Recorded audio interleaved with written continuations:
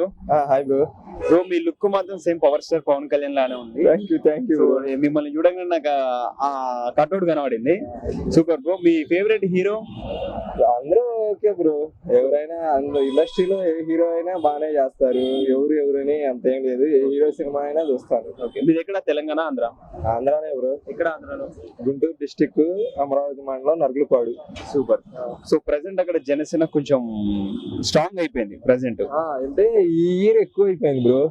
అంటే పవన్ కళ్యాణ్ గారు వచ్చేసరికి మీటింగ్లు పెడతాం, ఇలా బాగా ఫేమస్ అయిపోయారు.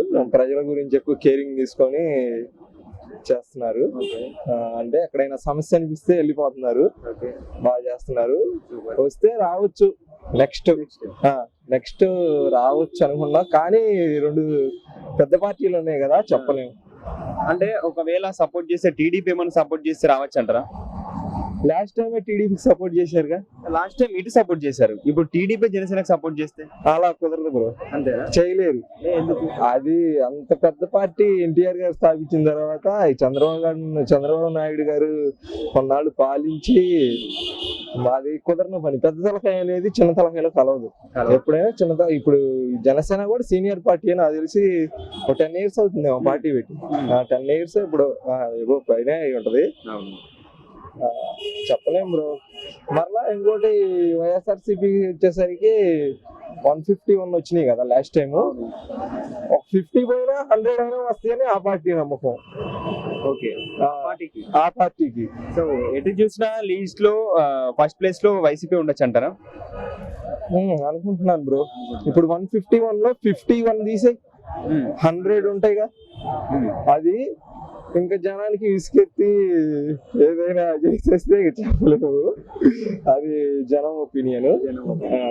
సో అంటే ప్రజెంట్ పాలన వైసీపీది బాగుందా, ఇంతకుముందు చంద్రబాబు నాయుడు గారిది బాగుందా?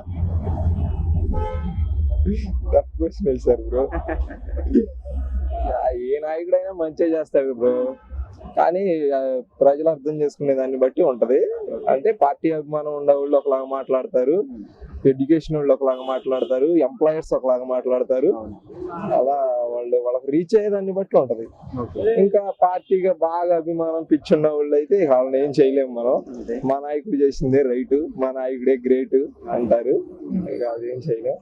కానీ పవన్ కళ్యాణ్ గారు వస్తే ఒక కొత్తగా ఉంటది, చరిత్ర సృష్టించినట్టుంటది సారు. కానీ ఇప్పుడు 24కి రాకపోయినా 28కి అయినా సరే జనసేన అనేది నిలబడుతుంది. సార్ నిలబడి ఎండ్ అవ్వకుండా, ఎక్కడ ఏ పార్టీలో విలీనం చేయకుండా అలా ఓన్ గా ఇండిపెండెంట్ గా పోటీ చేస్తే రావచ్చు బ్రో. సో ఇప్పుడు బీజేపీ సపోర్ట్ ఉంది కదా జనసేన పార్టీకి, నిజంగానేనా? మొన్న బీజేపీలో కలిశారు కదా బ్రో. కలిసినా మన ఏరియాలో బీజేపీ తక్కువ బ్రో. ఆంధ్ర తెలంగాణ బీజేపీ అనేది నథింగ్. ఇక్కడ కొంచెం అనిపిస్తుంది. అంటే ఆంధ్రాలో అస్సలు లేదు, బీజేపీ కొంచెం ఉంది బ్రో. సంజయ్ గారు. అంటే మనం ఆంధ్రాలో ఒకవేళ పవన్ కళ్యాణ్ గారు వస్తే కొత్తదనాన్ని చూడొచ్చు అంటారు. కొత్తదనాన్ని చూడొచ్చు, యూత్ కి న్యాయం జరగచ్చు. అంటే యూత్ కనే కాకుండా అందరికి ప్రజెంట్ అయితే ఇప్పుడు సమస్య చిన్న వాళ్ళగా పెద్ద వాళ్ళగా అని కాకుండా ప్రతి ఒక్కరి దగ్గరికి వెళ్ళి వాళ్ళని కలిసి వాళ్ళతో మాట్లాడి పార్టీ తరపు నుంచి ఎంతో కొంత ఫండ్ ఇస్తున్నాడు కదా. సో రేపు పొద్దున సీఎం అయిన తర్వాత కూడా అలానే ఉంటుందా, అంతకంటే ఎక్కువ ఎక్స్పెక్ట్ చేయొచ్చు? అంటే ఇప్పుడు పార్టీలో లేకుండానే ఇంత చేస్తున్నారంటే అతనికి పవర్స్ వచ్చినాక ఇంకా ఏం చేస్తారు ఊహించుకోవచ్చు. బాగా చేస్తానని అనుకుంటున్నాం. అలా నమ్మి జగన్ గారికి ఇచ్చారు కదా. సో ఇదేమైనా డౌట్ఫుల్ గా ఉండొచ్చా, సేమ్ పవన్ కళ్యాణ్ గారు కూడా అలానే చేయొచ్చేమో అని? అలా ఏం చెప్పలేం బ్రో, చెప్పలేం. సూపర్. ఫైనల్ గా ఏంటి అంటే ఇంతకు ముందు వైసీపీ అంటే వైసీపీ రాకముందు సో జగన్ చాలా పథకాలు అమలు చేస్తాను యువతకు చాలా చెప్పిండు కదా. సో ప్రజెంట్ చేశాడా మరి? కొన్ని చేశారు బ్రో, చేశారు. యువతకు జాబ్ పరంగా నాకు జగన్ సార్ లో నచ్చింది బ్రో. సారు నోటిఫికేషన్ బాగా రిలీజ్ చేశారు. ఒకసారిగా బల్క్ గా గ్రూప్ 1 లక్ష ఉద్యోగాలు అనేది, అది నాకు బాగా నచ్చింది. ఇంకోటి వచ్చేసరికి వాలంటీర్ వ్యవస్థ. అది ప్లస్ ఉంది మైనస్ ఉంది బ్రో వాలంటీర్ వ్యవస్థ.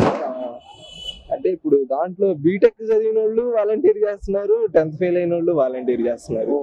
అది అలా 2 రకాలుగా ఉంది బ్రో. సచివాలయం అది సచివాలయం జాబ్స్ అనేది అది గ్రేట్, సార్ ఆలోచన బాగుంది. మళ్ళా నోటిఫికేషన్ కూడా రిలీజ్ చేసినట్టున్నారు ఈ పోలీస్ కి సంబంధించి రిక్రూట్మెంట్ బాగుంది.